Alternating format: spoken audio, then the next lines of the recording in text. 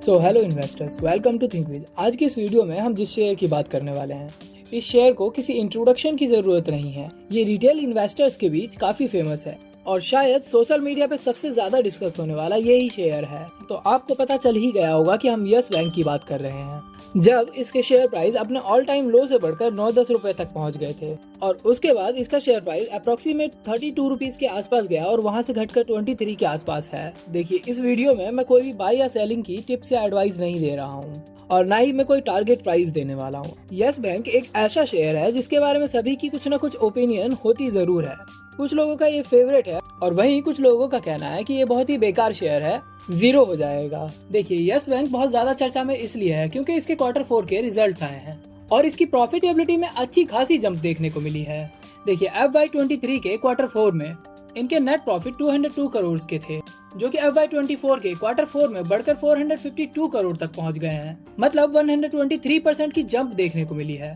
लेकिन टेंशन की बात ये नहीं है कि इसकी प्रॉफिटेबिलिटी में 123% की जंप देखने को मिली है, बल्कि ये जो ग्रोथ है ये रेगुलर बेसिस पे नहीं हो सकती है। देखिए, जो इनकी प्रॉफिटेबिलिटी है वो इनके रेगुलर बिजनेस की वजह से नहीं बढ़ी है, एक्चुअली वो वन ऑफ्स की वजह से बढ़ी है। जो बैंक की इंटरेस्ट इनकम है वो कोई खास नहीं बढ़ी है। और देखिए, प्रॉफिट बढ़ने के पीछे दूसरा रीजन ये भी है कि इस बैंक ने अपने प्रोविजंस कम कर दिए हैं, जहां एक और HDFC एंड IDFC जैसे बैंक अपने प्रोविजंस लगातार बढ़ा रहे हैं क्योंकि उनकी ग्रोथ हो रही है। वहीं यस बैंक ने अपने प्रोविजन कम किए हैं। देखिए, प्रोविजन बढ़ाने की वजह से जो प्रॉफिटेबिलिटी होती है वो कम हो जाती है, लेकिन बैंक की ग्रोथ जितनी ज्यादा होती है प्रोविजन भी उतना ही ज्यादा क्रिएट करते हैं ताकि बैंक अपने रिस्क को कम कर सके और आने वाले टफ टाइम में उस प्रोविजंस का यूज कर सके। अब बात आती है कि यस बैंक को तो प्रोविजंस और ज्यादा बनाने चाहिए क्योंकि ये तो ऑलरेडी इतने टफ टाइम से निकले हैं और इनके ऊपर तो रिस्क और भी ज्यादा होता है।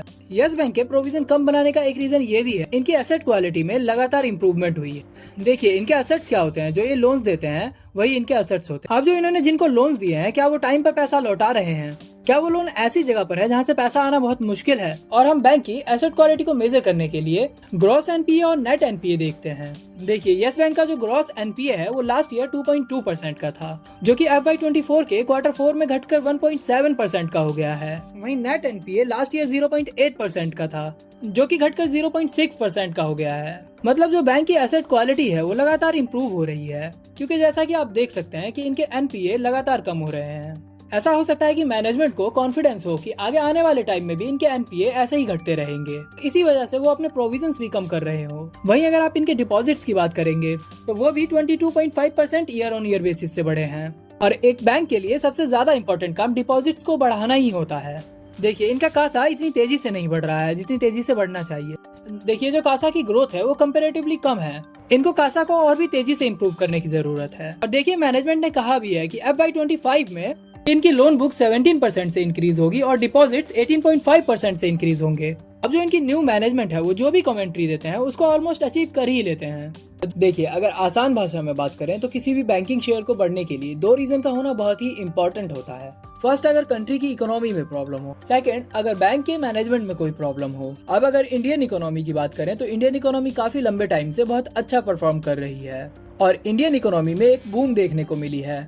देखिए, यस बैंक में जो प्रॉब्लम हुई थी वो उसके मैनेजमेंट की वजह से हुई थी और उसके बाद यस बैंक के मैनेजमेंट को चेंज किया गया और तब से ही यस बैंक RBI के सुपरविजन में काम कर रही है। SBI, LIC एंड और भी बहुत सारे प्राइवेट एंड पब्लिक बैंक्स ने इसका टेक ओवर कर लिया था और यस बैंक आज इंडिया की 6th largest private sector bank है। देखिए, यस बैंक के बारे में अभी ये वीडियो बनाने का रीजन है कि यस बैंक के रिजल्ट आए हैं और यस बैंक के रिजल्ट काफी अच्छे लग रहे हैं, तो मुझे लगा कि इसके बारे में बात करनी चाहिए। अब बात आती है कि यस बैंक के शेयर में आगे क्या डेवलपमेंट हो सकती है, किस तरह की परफॉर्मेंस देखने को मिल सकती है और आगे ग्रोथ रेट क्या रहने वाली है। तो इसके लिए हम देख लेते हैं कि यस बैंक के अंदर एक साल में क्या क्या चीजें हुई हैं, कौन कौन सी डेवलपमेंट्स हुई हैं, क्योंकि आगे इन्हीं चीजों के बेस पे यस बैंक का फ्यूचर डिसाइड होगा।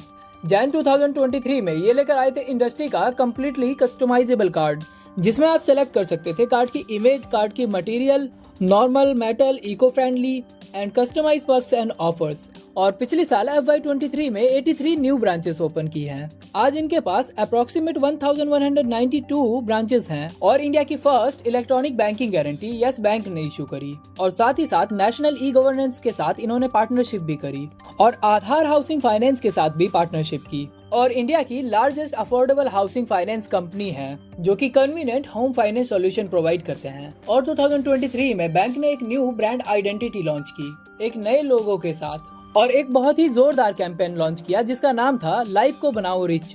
देखिए, अगर कॉम्पिटिटिव एडवांटेज की बात करें तो इनके पास 1,05,000 करोड़ से ज्यादा के रिटेल एडवांसेस हैं, जो कि 46% ऑफ नेट एडवांसेस हैं। और अब यस बैंक कम्प्लीटली फोकस कर रही है प्रॉफिटेबिलिटी के ऊपर और बहुत ही प्रोफेशनल एंड इफिशिएंट मैनेजमेंट के द्वारा इसकी मैनेजमेंट को रन किया जा रहा है।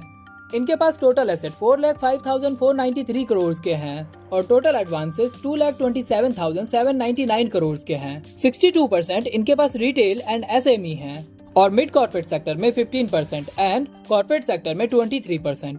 और इनके पास टोटल डिपॉजिट्स 2,66,372 करोड़ की है। और अगर Q4 की हाइलाइट्स की बात करें तो बैलेंस शीट में इन्होंने 4 लाख करोड़ को क्रॉस किया है। साथ ही इनके कासा रेशो में भी इम्प्रूवमेंट हुआ है। कासा रेशो 13.9% है, जो कि लास्ट क्वार्टर में 29.7% था और FY23 के Q4 में 30.8% था। और इनके डिपॉजिट्स ग्रो हुए हैं 22.5% ईयर ऑन ईयर बेसिस से और SME advances 25.6% year on year basis से बढ़े हैं और mid corporate advances 27.3% year on year basis से बढ़े हैं। और इनका जीएनपीए रेशो 1.7% का है, जो कि लास्ट क्वार्टर में 2% का था एंड 2.2% का था FY23 के Q4 में। एंड एनपीए रेशो 0.9% से घटकर 0.6% हुआ है। सो कॉर्पोरेट एंड रिटेल दोनों ही सेगमेंट में काफी अच्छी ग्रोथ देखने को मिल रही है।